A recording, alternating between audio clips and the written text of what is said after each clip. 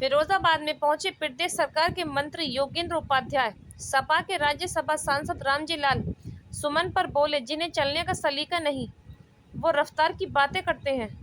फिरोजाबाद प्रदेश सरकार के 8 वर्ष पूरे होने को लेकर बुधवार को जिला मुख्यालय पहुंचे प्रदेश सरकार के मंत्री व जिले के प्रभारी मंत्री योगेंद्र उपाध्याय ने सपा सांसद रामजीलाल सुमन पर तीखा प्रहार किया। उन्होंने कहा कि जिन्हें चलने का सलीका नहीं, वो रफ्तार की बातें करते हैं। उच्च शिक्षा मंत्री ने कहा कि किसी भी धर्म या महापुरुष के विरुद्ध ऐसी टीका टिप्पणी नहीं करनी चाहिए जिससे किसी की भावनाएं आहत हों। राणा सांगा के बारे में हम बचपन से पढ़ते आ रहे हैं। ऐसा वीर संसार में दूसरा नहीं, जिसने कई घाव शरीर पर लिए और फिर लड़ता रहा।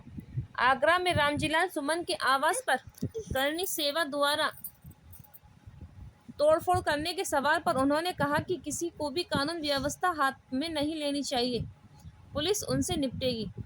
फिरोजाबाद से रेहान अली की रिपोर्ट। देखते रहिए नेशनल आंखें। आज उनको गद्दार कहते हैं। इस देश के जो आइकॉन हैं, इस देश के जो आदर्श हैं, इस देश के जो प्रेरणा पुरुष हैं, सिर्फ चंद वोटों की खातिर जिन्होंने तय की हैं दूरियां, उन्हें नहीं है नाज़े सफर। जिन्हें चलने का सलीका नहीं, रफ्तार की बातें करते हैं। सर 8 साल मिश्रा का संदेश सरकार दे रही है, आगे का विजन क्या है? सरकार ने दिया है सुरक्षा, सुशासन और जनहित के सभी काम सेवा के, वही अभी भी कर रहे हैं, आगे भी करेंगे। उत्तर प्रदेश का शोहरत ये हो गई है हमारे नेता की और उत्तर प्रदेश की कि आज ऑस्ट्रेलिया का प्रधानमंत्री चर्चा में, जैसा आप भी सुनते होंगे, कहता है कि काश हमारे यहाँ भी कोई योगी होता।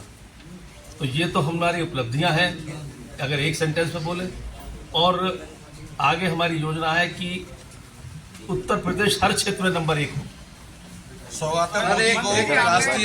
मंत्री जी, आपने सपा के राष्ट्रीय अध्यक्ष कह रहे हैं कि दिखावा है। सौगातें मोदी जो दी जा रही है उसको राष्ट्रीय अध्यक्ष जी कहते हैं दिखावा है सपा की। उन्होंने अभी तक दिखावे किए, इसलिए हमारे असलियत को, अगर ये भी दिखावा आप लोगों को लगता है, आप तो समाज के बीच में से हैं। कानून व्यवस्था में पहले क्या था? अपहरण एक उद्योग था। इसी फिरोजाबाद में लोगों की FIR नहीं लिखी जाती थी जब जिलाध्यक्ष सपा नहीं कह देता था। आज हर FIR लिखी जाती है। मंत्री जी, आपने अभी जिक्र किया निजी विश्वविद्यालयों का। निजी विश्वविद्यालय फिरोजाबाद में 3 हैं। JS यूनिवर्सिटी इस समय बहुत चर्चा में है। DN साहब ने उसका कमेटी भी बनाई है, CDO साहब की अध्यक्षता में।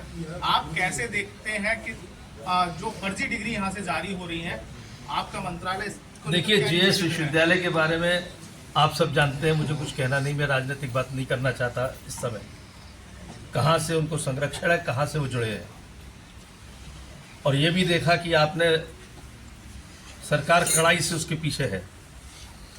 कोई गड़बड़ करने वाला बख्शा नहीं जाएगा। राजस्थान से भी कार्रवाई चल रही है जहाँ हमारी सरकार है, और यहाँ भी कार्रवाई चल रही है जहाँ हमारी सरकार है।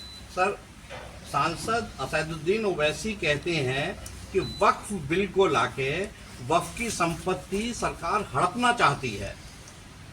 अगर वक्फ के बारे में आपने पढ़ा हो, ये वक्फ कहाँ पर है? क्या मुझे किसी और मुस्लिम कंट्री में बता दिए वक्फ है क्या? यहाँ पे ये कौन सा एक बना दिया वक्फ बोर्ड, और घर बैठे वो अगर आपके घर को लिख लेगा अपने उस पे खातों पे, तो वहीं से वक्फ का विवाद शुरू हो जाएगा। यही सब जो उनकी दादागिरी, निरंकुशता थी, उसको समाप्त करने के लिए वक्फ बोर्ड आ रहा है। वो कितनी वक्फ की संपत्ति पर खुद बैठे हुए हैं ओवैसी साहब, पहले उसका आंकड़ा देते हैं। सर, मैं जो सवाल मेरे साथी ने पूछा था, मैं उसको और रिफाइंड करके कहता हूँ। कुछ देर पहले अखिलेश यादव ने भी एक PC की है कि भारतीय जनता पार्टी उत्तर प्रदेश में 8 साल के विकास का जो ढिढोरा पीट रही है, दरअसल ये 8 साल बर्बादी के साल हैं। ये शब्द बोला है, 8 साल बर्बादी के साल हैं। उनको इसके अलावा कोई और शब्द उनके पास है भी नहीं, क्योंकि उनकी ज़मीन खसकती जा रही है धीरे धीरे। जहां वो इस प्रदेश की सबसे बड़ी पार्टी थे, बसपा सबसे बड़ी पार्टी थी, हम तो तीसरे चौथे नंबर पे आते थे। आज हमारे कृतित्व ने हमको नंबर 1 पर ऐसा कर दिया कि आने वाले 20 साल तक आसपास कोई नहीं दिखेगा।